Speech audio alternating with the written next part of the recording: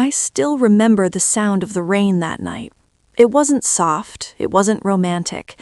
It was loud, cold, punishing rain, the kind that soaks through your coat in seconds and makes the world look gray and cruel.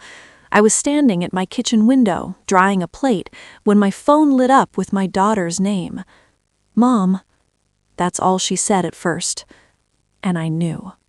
A mother always knows. Her voice wasn't crying. It was worse than crying.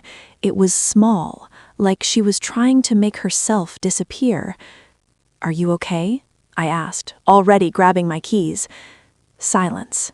Then I heard it, the rain hitting something hollow, a porch roof maybe, and in the background, a man's voice. Sharp. Cold. "You can come inside when you're ready to apologize." My hands went numb. "What was that?" I whispered. She inhaled, shaky. "It's nothing, Mom. I bought a dress." A dress? My pregnant daughter, 7 months along, hormones, swollen ankles, back pain, and she was standing somewhere in the rain because she bought a dress? "Where are you?" I demanded. She hesitated. That hesitation told me everything. "I'm outside," she finally said. "Outside where?" "Home." Home. That word used to mean warmth, safety. Now it sounded like a cage. "Put him on the phone," I said. "No," she snapped, too fast. Then softer. "Please, Mom, don't make it worse."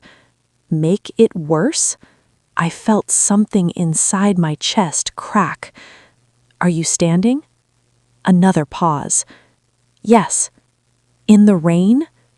"Yes." "For how long?" She didn't answer. And that was enough. I didn't even hang up. I grabbed my coat, my purse, and walked out into the storm. The drive to their house took 12 minutes. I made it in 7. I don't remember traffic lights, I don't remember the road.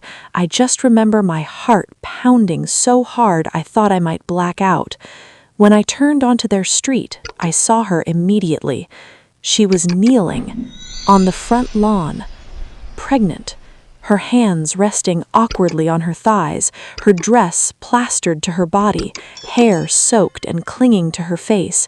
The porch light glowed behind her, and in the doorway stood her husband, arms crossed, watching.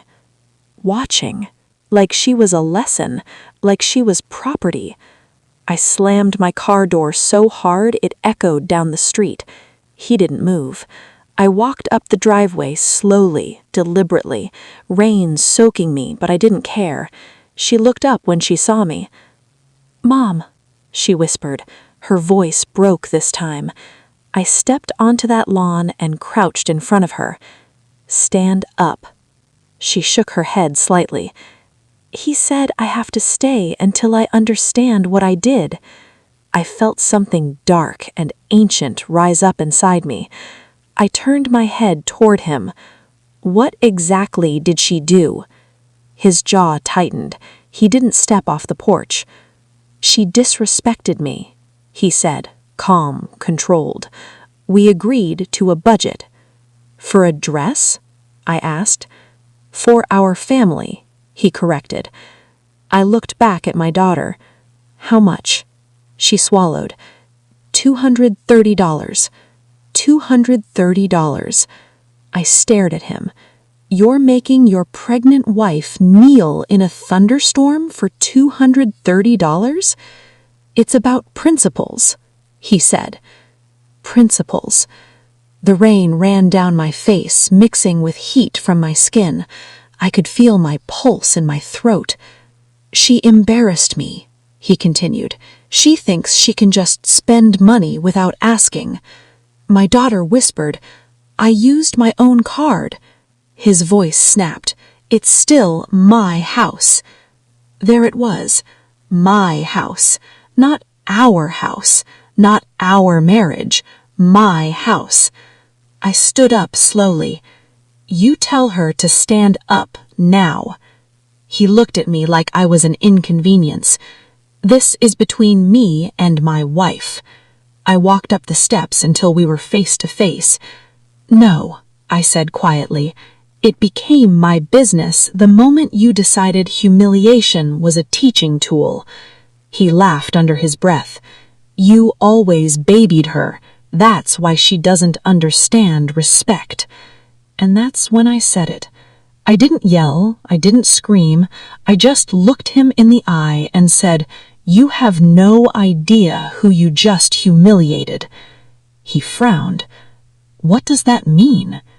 I held his gaze for a long moment, then I stepped past him into the house. He grabbed my arm. "Excuse me?" I looked down at his hand. He let go. Good, because I was 1 second away from doing something I couldn't undo. I walked straight to their living room, dripping water on the hardwood floors he was so proud of. I saw the framed wedding photos on the wall, my daughter smiling, him standing tall, promises in their eyes. I picked up one of the frames. "You remember this day?" I called out.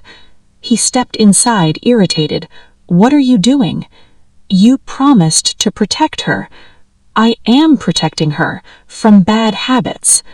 I laughed. It didn't sound like me. From the lawn, I heard my daughter shift slightly, still kneeling. That image burned into my mind. I set the frame down carefully. Then I turned to him. "You want to talk about principles?" I said. His expression hardened. "You need to leave." "I'll leave," I replied, "right after she does."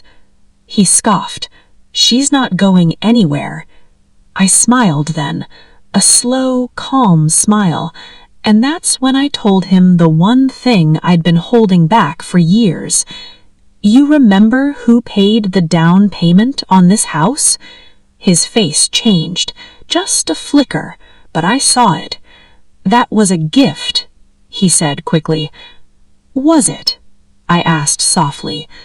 Outside, thunder cracked. My daughter flinched. I walked toward the front door, opened it wide, and stepped back onto the lawn. I reached down and gently took my daughter's hands. "They don't deserve to touch the ground like this," I whispered. She looked at me with confusion. "Mom, what are you doing?"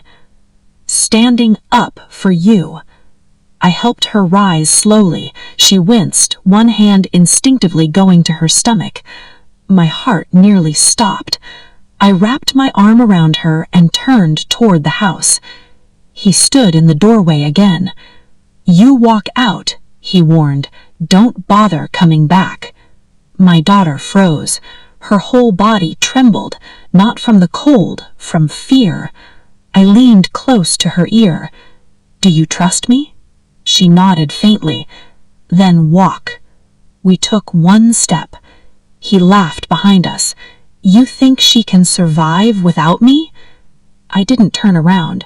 I just said, "You're about to find out." And that should have been the end of it. It should have been the moment we drove away and closed that chapter forever. But life doesn't wrap itself up that neatly, because as I helped her into my car and started the engine, my phone buzzed. A text. From him. 3 words. "You'll regret this." I stared at the screen. Then I looked at my daughter, shivering beside me, tears mixing with rain on her cheeks. And for the first time that night, I smiled, because he still thought this was about a dress.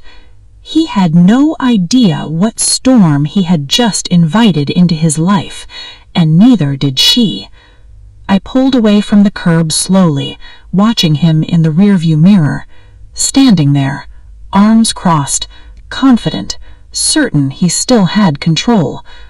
I tightened the grip on the steering wheel and whispered to myself, "Let's see how you kneel when everything you built starts to crumble." But I didn't say it out loud. Not yet.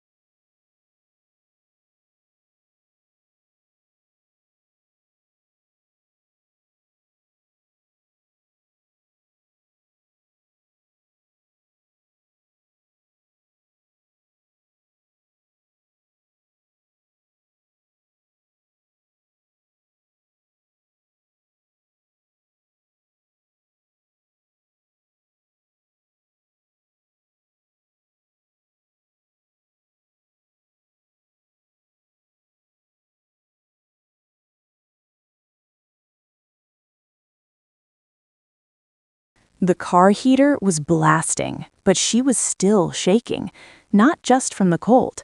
I could feel it.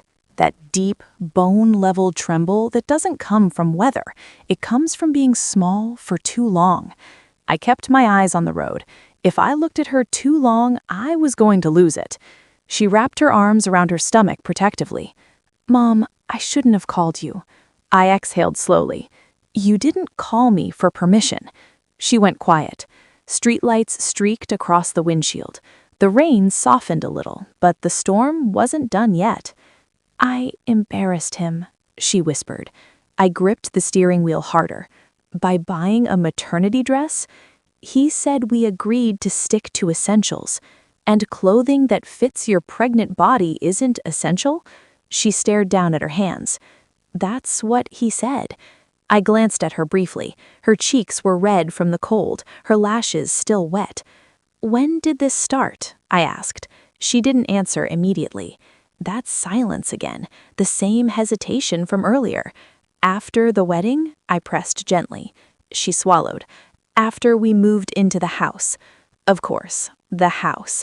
The one he loved to remind everyone was his. The house I helped pay for. I pulled into my driveway and parked. The rain tapped softly now, like it was listening. She didn't get out. "Mom, if I leave him, where will I go?" I turned toward her fully. "You're already here." Her eyes filled instantly. "That's not what I mean." I knew what she meant. Finances, reputation, stability, the illusion of a perfect marriage. The baby. "He said no one would believe me," she whispered. I felt something sharp twist in my chest. "That's what he wants you to think."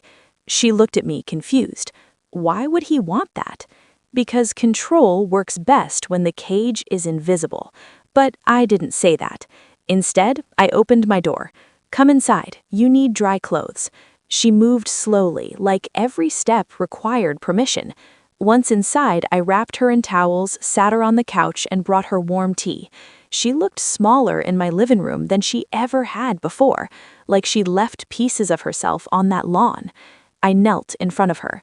"Look at me." She hesitated. "Look at me." Her eyes met mine. "Did he ever make you kneel before tonight?" She froze. That was all I needed. "Tell me," I said quietly. Her lip trembled. "Not outside." The air in the room changed. "Inside?" My voice stayed calm, too calm. She nodded faintly. "For what?" "For talking back. For asking questions. For crying." I sat back slowly. I had suspected control. I hadn't realized humiliation was routine. He said kneeling helps me remember my place. The words landed heavy. Her place. I stood up and walked to the kitchen counter because if I stayed in front of her, she'd see the rage on my face. I gripped the marble edge until my fingers hurt. "How long?" I asked. "Since about 3 months after the wedding." 3 months. 3 months after he promised to love and protect her. I closed my eyes briefly. "I didn't tell you because I thought it would stop. He said he was stressed. Work pressure, mortgage, baby coming." "And making you kneel relieves that stress?" I asked. She flinched slightly at my tone. I softened immediately. "I'm not angry at you," she whispered. "I know, you're angry at him." That was an understatement of the year. My phone buzzed again. Another text from him. "Bring her back. This is childish." Childish. I almost laughed. I typed nothing back. Instead, I walked over and sat beside her. "Does he control the accounts?" She nodded. "Your cards?" "Yes." "The house deed?" She hesitated. That flicker again. "He said it's just in his name for tax reasons." I stared at her. "Did you ever see the paperwork?" "No." I leaned back slowly. He was confident, too confident. That's when something in my memory clicked. 3 years ago, at the closing table, the paperwork I signed for the down payment transfer, I remembered glancing at the preliminary deed structure, joint tenancy, not sole ownership.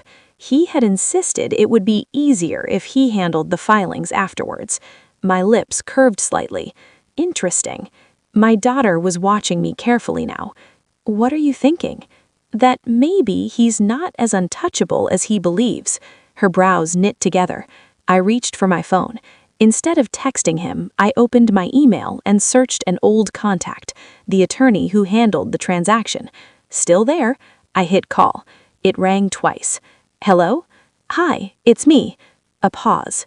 Recognition. Well, this is unexpected. Everything okay? I looked at my daughter. No, I said calmly, but I think it's about to be. She watched my face while I stepped into the hallway for privacy. Do you happen to still have records of the property deed from 3 years ago? Of course. Why? Can you confirm the ownership structure?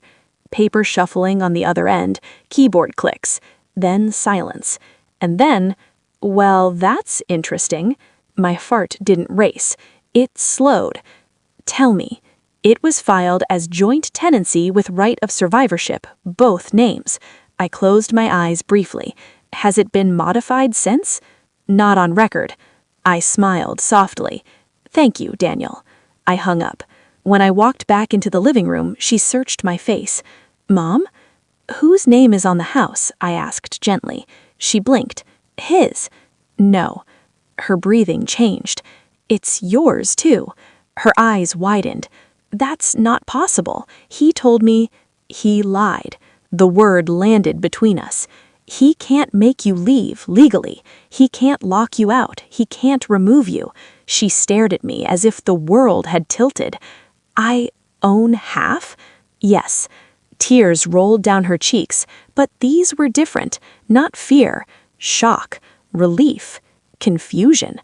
He told me I had nowhere to go, she whispered. I leaned forward and held her hands. He needed you to believe that. My phone buzzed again. Another text. Call. Him. I looked at the screen. She stiffened. Answer it, she said quietly. I met her eyes. You sure? She nodded. I pressed accept and put it on speaker. His voice came sharp and controlled. Is she there? I am. You've made your point. Bring her home. I looked at my daughter. Home. Interesting word. She's exactly where she needs to be, I said calmly. Silence. Then a shift in his tone. You're overstepping. No, I said softly. I'm correcting. He exhaled sharply. You think you can turn her against me? I almost laughed. You did that all by yourself. His voice hardened. If she doesn't come back tonight, she doesn't come back at all. I waited. Then I said the one thing he didn't expect. That's fine. Silence. Heavy. Dangerous. What do you mean, that's fine? I asked slowly. I mean, I said evenly, she co-owns that house, so if anyone's leaving permanently, it won't be her. Dead quiet. I could almost hear his brain scrambling. That's not accurate, he said. It is, I confirmed. More silence. Then a laugh, but it wasn't confident anymore. You're bluffing. I don't bluff. A pause. Then his voice dropped lower. She needs me. I glanced at my daughter. She was sitting straighter now. No, I replied. She needed you. And I hung up. The room felt different, like oxygen had returned. She stared at me. He didn't know, she whispered. No, I said softly. Another text came through almost instantly. 3 words. Send proof now. I showed her the screen. For the first time that night, she smiled. Small, but real. And that's when I realized something important. He never expected resistance. He expected obedience. And the most dangerous thing for a man like that is a woman who finally stands up. But this wasn't over. Not even close. Because 15 minutes later, my security camera notification lit up. Motion detected. At my front door. I looked at the screen, and my daughter's breath caught beside me. He was standing on my porch, soaked, is dark, and he wasn't alone.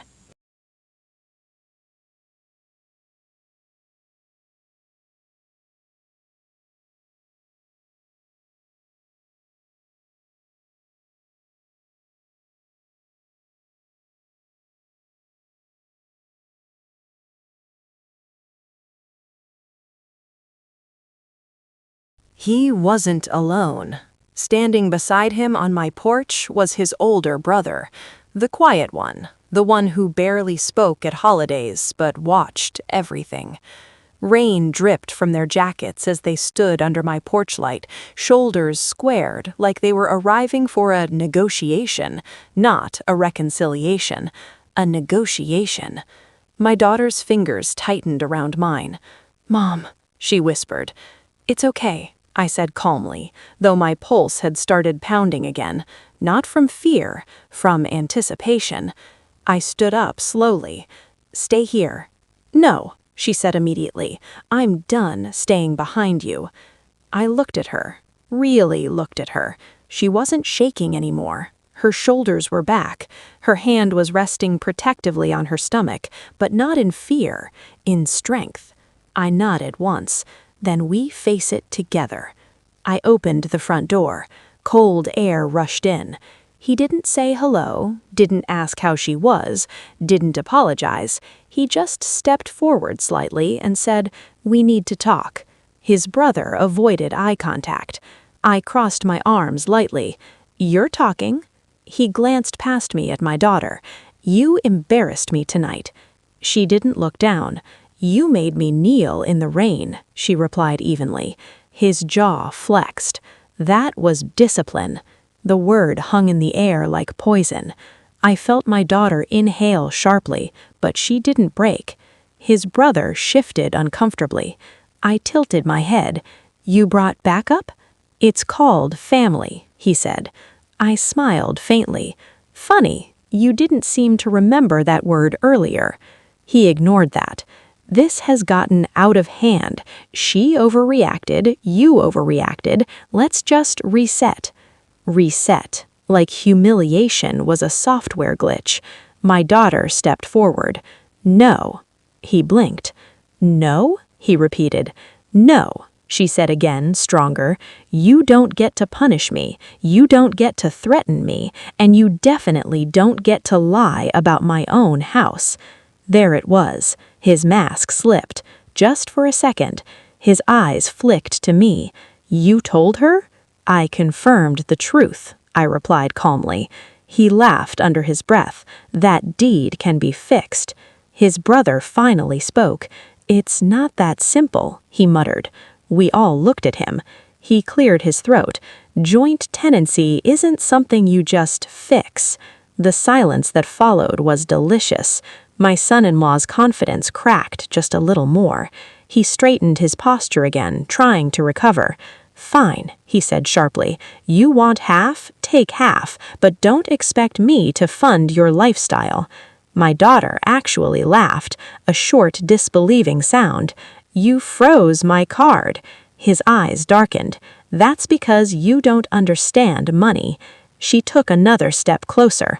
"I understand it better than you think." He scoffed. "Oh yeah? With what income?" And that's when she did something I didn't expect. She looked at me, just for a second, then back at him. "With the account you don't know about." The air shifted. He frowned. "What account?" She didn't answer immediately. Instead, she reached into her purse, still damp from the rain, and pulled out her phone. A few taps, then she turned the screen toward him. His face drained of color.